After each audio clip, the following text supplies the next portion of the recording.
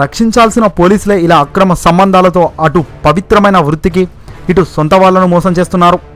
బాధ్యత గల పదవిలో ఉండి ఇలా చేస్తూ సమాజానికి ఏం మెసేజ్ ఇద్దామని మహిళా ఏఎస్పీ, కల్వకుర్తి సిఐ మల్లికార్జున్ రెడ్డి ఇద్దరు బాధ్యత గల పదవిలో ఉన్నారు. నలుగురికి చెప్పాల్సిన వాళ్ళు నలుగురి చేత చెప్పు దెబ్బలు తిన్నారు. అయితే ఈ కేసులో ఉన్నత అధికారులు సిఐ మల్లికార్జున్ రెడ్డి మీద సంచలన నిర్ణయం తీసుకున్నారు. ఆయన్ను సస్పెన్షన్ చేస్తూ నిర్ణయం తీసుకున్నారు. పూర్తి వివరాల్లోకి వెళ్తే అమెరికాలో ఉంటున్న తన భార్య సునీతారెడ్డికి చెప్పకుండానే ఇండియా వచ్చి 2 రోజుల పాటు మకాం వేసి మరీ మల్లికార్జున్ రెడ్డిని రెడ్ హ్యాండెడ్గా పట్టుకున్నారు. సునీతారెడ్డి భర్త పట్టుకున్న వెంటనే అత్త మరియు అతని తల్లి అందరూ కలిసి మల్లికార్జున్ రెడ్డిని చితకబాదారు. అయితే ఇప్పుడు ఈ కేసులో సెన్సేషనల్ విషయాలు వెలుగులోకి వచ్చాయి.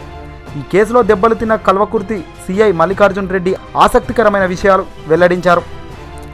అడిషనల్ ఎస్పీ సునీతారెడ్డితో తనకు గత 5 ఏళ్లుగా పరిచయం ఉందని తెలిపాడు. తాను విడాకుల కోసం దరఖాస్తు చేసుకున్నారని, ఆమెకు డైవర్స్ వచ్చాక తాను పెళ్లి చేసుకుంటానని చెప్పాడు. ఆదివారం రాత్రి సునీతారెడ్డిని డ్రాప్ చేయడం కోసమే ఆమె ఇంటికి వెళ్ళానని, వేరే కారణాలేమీ లేవన్నారు.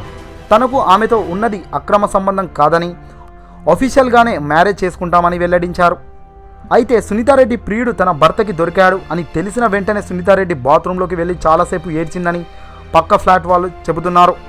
మొత్తానికి మల్లికార్జున్ రెడ్డి వెల్లడించిన విషయాలు వెలుగులోకి రావడంతో ఈ కేసు మరో మలుపు తిరిగే అవకాశాలున్నాయి. అయితే ఈ కేసులో అనేక చిక్కుముళ్ళు మాత్రం ఇంకా ఉన్నాయి. ఈ కేసు పోలీస్ వ్యవస్థకే సవాల్గా మారే పరిస్థితి కనబడుతుందని పోలీస్ వర్గాల్లో టాక్ నడుస్తుంది. చూడాలి ఈ కేసు ముందు ఎలా ఉంటుందో. ఇద్దరు పోలీసులు ఒకే వృత్తిలో ఉన్నారు కాబట్టి పోలీసులే సీక్రెట్గా డీల్ చేసే అవకాశాలు ఉన్నాయని నిపుణులు సూచిస్తున్నారు.